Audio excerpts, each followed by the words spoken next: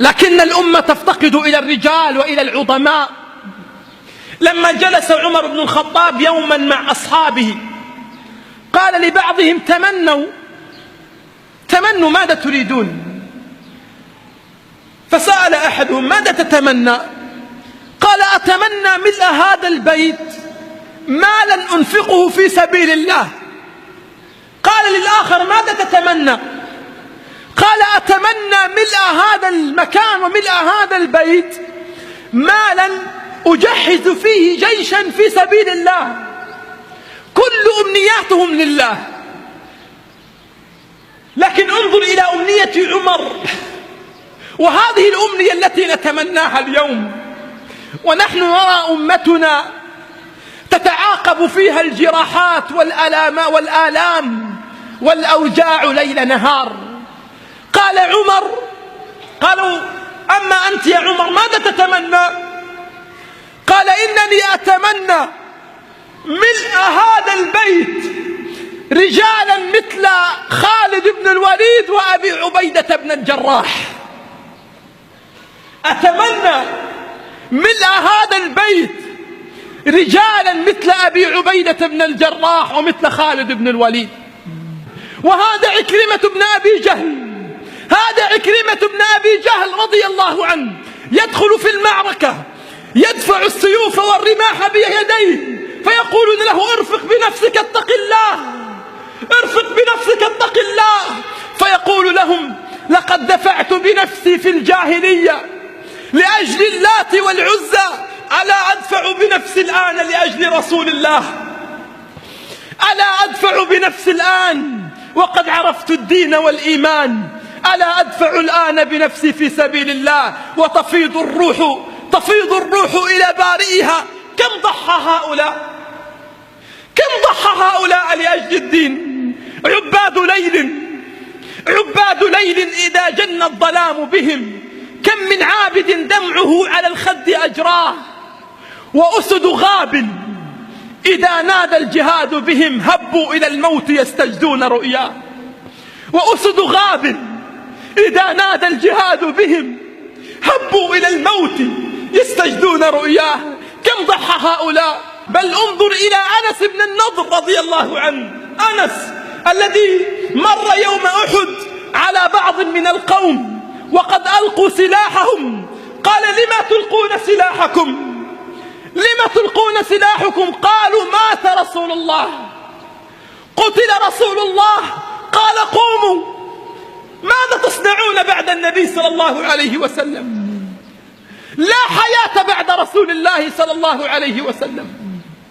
وانتفض أنس ودخل في المعركة ومر على سعد ابن معاذ، قال: يا سعد، والله إني لأجد ريح الجنة دون أحد. والله يا سعد إني لأجد الجنة وإني لأجد ريح الجنة دون أحد. واستشهد أنس يومها. كم ضحى هؤلاء لدين الله. هذا عمرو بن الجموح، رجل كبير في السن، أعرج، قد عذره الله عن القتال، يخرج ليقاتل في سبيل الله. يقف أمامه 4 من أبنائه يقولون: يا أبتاه، إن الله قد عذرك عن الجهاد في سبيل الله. قال: لا، والله لأطعن بعرجة هذه الجنة. فيذهب ليشكو أبنائه 4 إلى رسول الله. لا يشكونه، لا يريد أن يشكوهم لأنهم سرقوا أمواله، لأنهم يعقونه، لأنهم أخذوا حقه في الدنيا، لأنهم يضربونه. لا، يريد أن يشكو أبنائه لأنهم يصدونه عن الجهاد في سبيل الله. فقال النبي: يا عمرو، لقد عذرك الله عن الجهاد في سبيل الله. قال: يا رسول الله، إنني أريد أن أطأ بعرجة هذه الجنة. فلما رأى النبي إصراره ولما رأى همته قال لأبنائه: اذهبوا به للجهاد. فاستشهد عمرو بن الجموح وفاضت روحه إلى الله. قال النبي صلى الله عليه وسلم: إني لأرى موضعه في الجنة يمشي بقدميه في الجنة وهي صحيحة، يمشي بقدميه في الجنة وهي صحيحة. كم ضحى هؤلاء في سبيل الله؟ كم ضحى هؤلاء بالأموال؟ كم ضحى هؤلاء بالأنفس في سبيل الله؟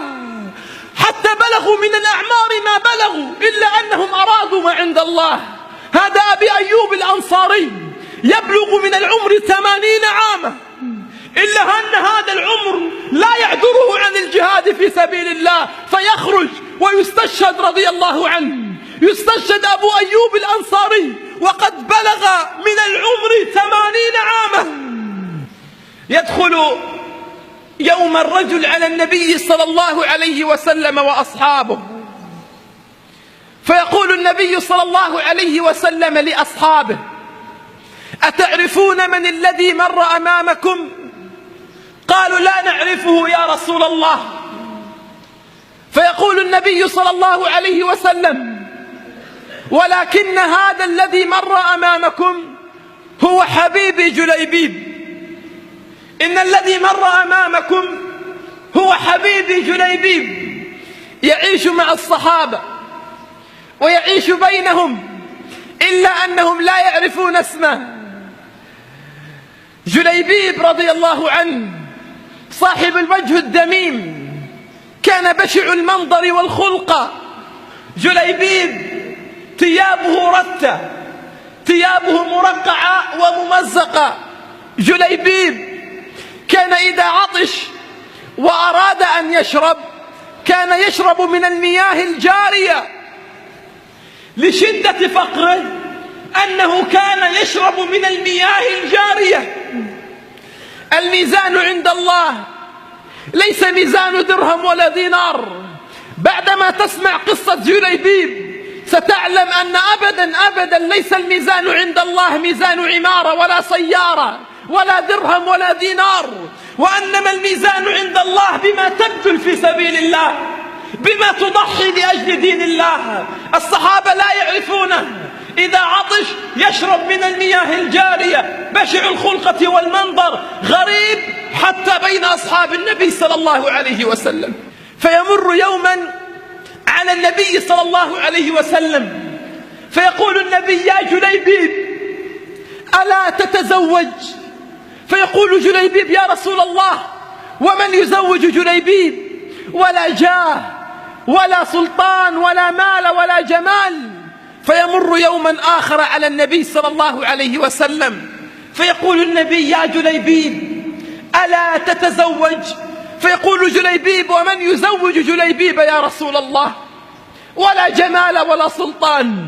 فيمر يوما آخر على النبي صلى الله عليه وسلم، فيقول النبي: يا جليبيب ألا تتزوج؟ فيقول جليبيب: ومن يزوج جليبيب يا رسول الله؟ ولا جاه ولا جمال. فيقول النبي صلى الله عليه وسلم: يا جليبيب اذهب إلى بيت فلان من الناس واطرق بابه وقل لهم إني رسول الله، ولقد بعثني النبي لخطبة ابنتكم. فذهب جليبيب على تردد وجاء وطرق الباب. خرج إليه الوالد قال: ما الذي جاء بك؟ قال: لقد بعثني النبي صلى الله عليه وسلم لخطبة ابنتك. فرده الوالد، لقد نظر إلى ثيابه الممزقة، نظر إلى وجهه الدميم، نظر إلى هذه الملابس الرثة، نظر إلى فقره. جليبيب بماذا جئت لتخطب ابنتي؟ رد. سمع هذا الكلام وسمعت هذه الكلمات تلك الفتاة التي جاء جليبيب لخطبتها. قالت: تعال يا أبتاه، كيف ترد رسول الله صلى الله عليه وسلم؟ والله ما كنت لأقطع أمرا أراده النبي صلى الله عليه وسلم. وأقسمت على أبيها أن تتزوج جليبيب. أقيمت ليلة الزفاف، وإذا في هذه الليلة وهي أعظم وصال يقام بين الزوج وزوجته، إذا بمنادي الله ينادي: يا خيل الله اركبي، يا خيل الله اركبي، يا خيل الله اركبي، حي على الجهاد، حي على الجهاد، حي على الجهاد.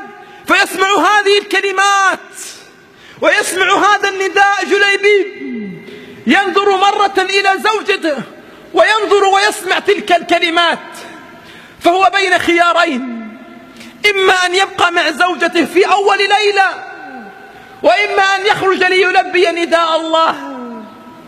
لكن من تربى على مائدة النبي صلى الله عليه وسلم علم أن الجنة أغلى، لأن النبي قد أخذ عهدا من هؤلاء يوم أن وقف النبي صلى الله عليه وسلم بين أصحابه قال: ألا هل من مشمر للجنة؟ ألا هل من مشمر للجنة؟ قام الصحابة كلهم على قلب رجل واحد قالوا: نحن المشمرون يا رسول الله، قالوا: نحن المشمرون يا رسول الله. قد أخذ النبي منهم عهد، لو كانوا بين الأزواج، لو كانت الدنيا بمالها بدراهمها بكل ما يملكون من الدنيا، الجنة أغلى، الله أغلى، النبي صلى الله عليه وسلم أغلى من الدنيا وما فيها. ترك زوجته في تلك الليلة وانتفض إلى ذلك النداء. بدأت المعركة، التحمت السيوف، ثم انتهت المعركة، نزلت السيوف من على أعلى الرقاب. بدأ الصحابة يتفقدون من جرح ومن استشهد. فلما انتهوا من ذلك جاءوا إلى النبي صلى الله عليه وسلم. قال النبي: ألا تفقدون من أحد؟ هل بقي أحد تفقدونه؟ قالوا: يا رسول الله، كل من فقدناه وجدناه، ما بقي أحد. قال النبي: ولكنني أفقد حبيبي جليبيب. حتى في هذا المكان فقدوا لم يفقدوا جليبيب، حتى في هذا المكان لم يعرفوا ولم يتعرفوا على جليبيب، لكن النبي يعرفه ويعرف سره مع الله. قال: ولكنني أفقد حبيبي جليبيب، اذهبوا فابحثوا عنه. فذهبوا فبحثوا عنه فوجدوه مدرجا بالدم خلف الجبل، قد فاضت روحه إلى الله. حملوه إلى النبي صلى الله عليه وسلم، جاءوا به إلى النبي صلى الله عليه وسلم، فأسنده النبي صلى الله عليه وسلم على حجره، ثم نزل إلى رأسه وقبل هذا الجبين. رسول الله صلى الله عليه وسلم